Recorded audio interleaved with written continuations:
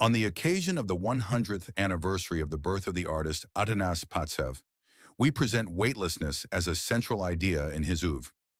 In the work of Atanas Patsev, creative plastic cognition is directly connected to philosophical inquiry. Patsev's compositions generally follow three principal ideas: plastic weightlessness, relative space, and the self-developing polyptych.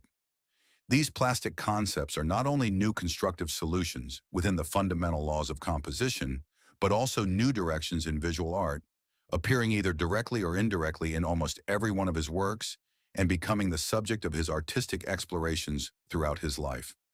Patsev first presented the idea of plastic weightlessness to the public in 1968 in his exhibition on weightlessness in Sofia. In 1979, the animated film With Art, Not With Force was created, directed by Georgi written and designed by Atanas Patsev and Aleksiev Patsev, originally titled Tunnels in Time and Space. The film participated in the World Festival of Animated Film in Varna that same year. The self-developing polyptych is a plastic structure composed of equal and movable elements in which the composition is not fixed, but actualized through the perception and choice of the viewer.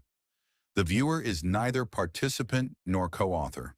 Rather, they arrange the elements, whereby the structural invariance of the polyptych becomes a field for infinite compositional configurations. The self-developing polyptych exists in two principal modes: variance. The first is the plastic mode, in which transformations derive from a primary compositional matrix. The second is the philosophical mode, in which no original composition exists and the work exists solely as a field of equal visual actualizations. These two variants of the self-developing polyptych belong to two different philosophies of the image. The distinction between them is fundamental. It concerns the very understanding of authorship, form, the truth of the image, and the ontology of the artwork itself. Nevertheless, these two variants do not exclude one another. They may be understood as two phases, two layers, or two degrees of the same concept. In the first phase, the viewer perceives an initial composition. In the second, they realize that it possesses no privileged status. In this way, the plastic gradually transforms into the philosophical. Polyptych with an initial composition, genetic self-developing polyptych. In this first variant of the polyptych, there exists a primary authorial organization, an originating image, an initial plastic logic. This means that even within free combinations, the artist has created the genetic code of the system. The work possesses an origin, a primary structure, a compositional memory. The relationships between the elements are preserved, and the structural invariance of the system remains intact. This model creates a dramaturgy between order and chaos, stability and disintegration, authorial will and viewer intervention. The viewer does not create from nothing, but enters into dialogue with an already existing plastic givenness. Here, transformations are experienced as deviations, rewritings, and reconfigurations. This produces a stronger sense of development, a clearer visual evolution, and a more dramatic transition between states. This variant still preserves the idea of a primordial totality, a trace of the authorial center. In other words, it is open, but not entirely decentralized. Polyptych without an initial composition, eccentric self-developing polyptych. In the second variant of the polyptych, a radical rupture occurs. There is no original, no correct version, no originating structure, and no primary composition. Every square is autonomous, self-sufficient, and equal. Every configuration is an original. Why is this variant more radical? This variant destroys the very idea of a final image, of compositional truth, and of an authorial center. Here the work has no natural state. It exists only as a field of possibilities, a probabilistic system in perpetual becoming. This is much closer to process ontology, quantum logic, relational aesthetics, and nonlinear thought.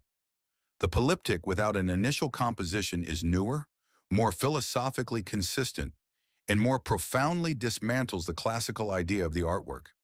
It does not merely vary the composition, it abolishes the very concept of a final composition.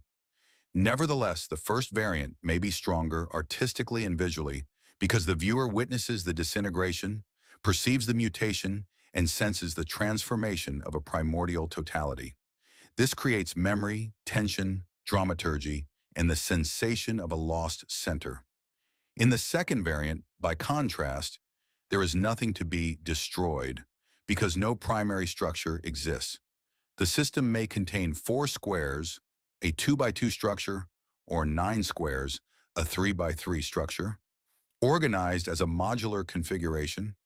Each square constitutes an autonomous field in itself, yet the relationships between the individual elements, paintings, are realized through their geometric and plastic environments. Connections may also be established through the diagonals. In this way, the images themselves become connections. The mechanical connections between the squares do not function as an external frame, but rather as a continuation of the inner logic of the images. Thus, the boundary between the squares is not a neutral intermediate field, but an active plastic space in which the relationships between the environments of the elements continue, intensify, or transform the depicted forms, movements, and tensions. Each square may occupy any position within the grid and may be rotated by 0 degrees, 90 degrees, 180 degrees, or 270 degrees, a total of 4 orientations. All squares are plastically equivalent in logic, yet distinguishable as elements. That is, the images and compositions within them differ. The relationships between the environments ensure that the logic remains valid in every configuration. This is the conceptual constant of the polyptych. For 4 squares, a 2 by 2 system, rearranging the positions yields 24 permutations, or a total of 6,144 combinations. For 9 squares, a 3 by 3 system, rearranging the positions produces a total of 95,126,814,720 combinations. To view a polyptych with 9 segments would require more than 35 years of uninterrupted observation, while painting all of its variations would require 1,000,000 years.